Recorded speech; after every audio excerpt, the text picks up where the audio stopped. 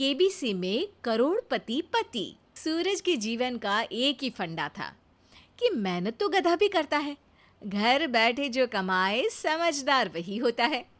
इसीलिए उसने कभी नौकरी ही नहीं ढूंढी।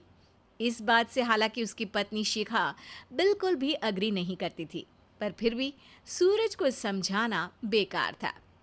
टीवी में कैसे बनोगे करोड़पति का ऐड देखकर उसे लगा कि बस अब तो घर बैठे ही वो करोड़पति बन सकता है, और उसके पीछे उसने अपने सारे सोर्सेस एक्टिव कर दिए। 2 हफ्ते में उसके कलीग के साले के पड़ोसी के बेटे का सोर्स निकलता है जो कि उसे शो में पहुंचा सकता है, और सूरज उससे मिलने चला जाता है। अच्छा, तो हमें मुकेश जी बता रहे थे कि आप हमें शो में पहुंचा सकते हैं। हाँ, उसमें कोई तकलीफ नहीं है। मैं कल अगर कोशिश करूँ तो इसी महीने में आपका नंबर आ जाएगा। अरे ये तो बहुत बढ़िया हो गया। अच्छा, वो सिलेबस और क्वेश्चन पेपर का कोई जुगाड़ है क्या? हैं? उसका तो कोई जुगाड़ नहीं है। तो वो वाकई में कुछ भी पूछ सकते हैं? हाँ, वो तो बच्चन जी पर है, जो पढ़ते हैं वो पूछ लेते हैं। पहली कोशिश फेल होने पर अब सूरज के सामने एक बहुत बड़ा सवाल था कि आखिर जवाब कहाँ से लाए। तब शिखा ने एक सजेशन दिया, क्यों ना सूरज अपने चचेरे भाई सुमित से मदद मांगे, जो कि यूपीएससी की तैयारी कर रहा था। हालांकि इतनी मेहनत करना सूरज को समझ में नहीं आता था, पर कोई और रास्ता ना मिलने पर वो आखिर सुमित से बात करता है। अरे सुमित, हमारा कैसे बनोगे करोड़पति के लिए सिलेक्शन होने वाला है। तुम हमें थोड़े चिट बनाने में मदद करोगे क्या? अरे भैया, चिट बनाए तो सालों हो गए, उसमें हमारा एक्सपर्टीज नहीं है। बल्कि आप बोलो तो हम आपकी पढ़ने में ज़रूर मदद कर सकते हैं। हट, कैसी अनाप शराब बातें कर रहा है तू।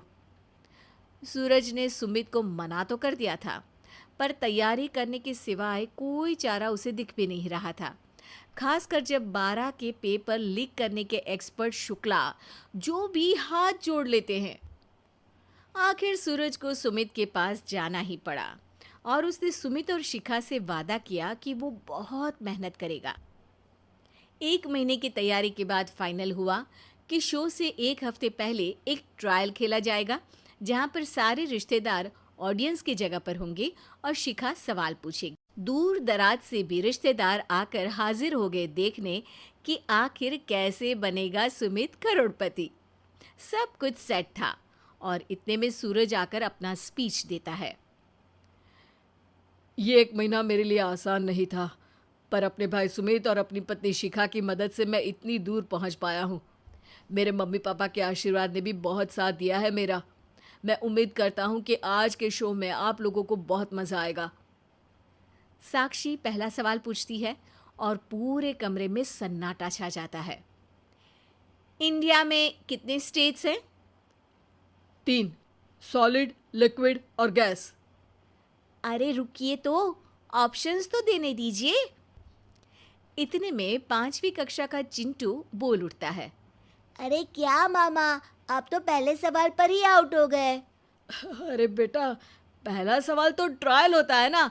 अरे तुम अब देखना। देखने जैसी बात तो थी ही। सूरज को इतना शांत किसी ने नहीं देखा था। कभी कभी तो लगता था मानो सूरज आंख खोलकर ही सो गया हो। मामा जल्दी करो प्लीज, कल सुबह पनवेल भी तो निकलना है। अरे हट, कंसंट्रेट करने दे मुझे। 3 सवाल में 3 लाइफलाइन खत्म हो चुकी थी, और अब चौथे सवाल पर भी सूरज का मौन नहीं टूटा। पर सूरज अभी भी हार मानने को तैयार नहीं था। उधर हर कोई सूरज को छोड़ सुमित को देख रहे थे। आखिर सुमित ने ही तो पढ़ाया था सूरज को। गजब बेइज्जती है यार। अरे बेटा, तो बाप का, दादा का, भाई का, सबका नाम बुड़वाएगा। अरे 3 लाइफलाइन ले ली तो भी तेरा कुछ नहीं होना है। अरे कोई इतनी बात करता है क्या शो पर? अरे बेटा, शो पर तेरे जैसे भी तो नहीं आते ना। सूरज की ये जंग आखिर 1 घंटे बाद 5वें सवाल पर खत्म हो गई, जब उसने इंडिया के नेशनल बर्ड का नाम कहा, कौवा। अरे बेटा, मजा तो बहुत आया, बस थोड़ा टाइम पर खत्म होता तो आनंद भी आ जाता। ताने बारिश के बूंदों की तरह बरस रहे थे और सूरज को भी समझ आ रहा था कि ये करोड़पति बनना शायद उसके बस के बाहर की बात है। पर वो आखिर ये बात मान कैसे लेता?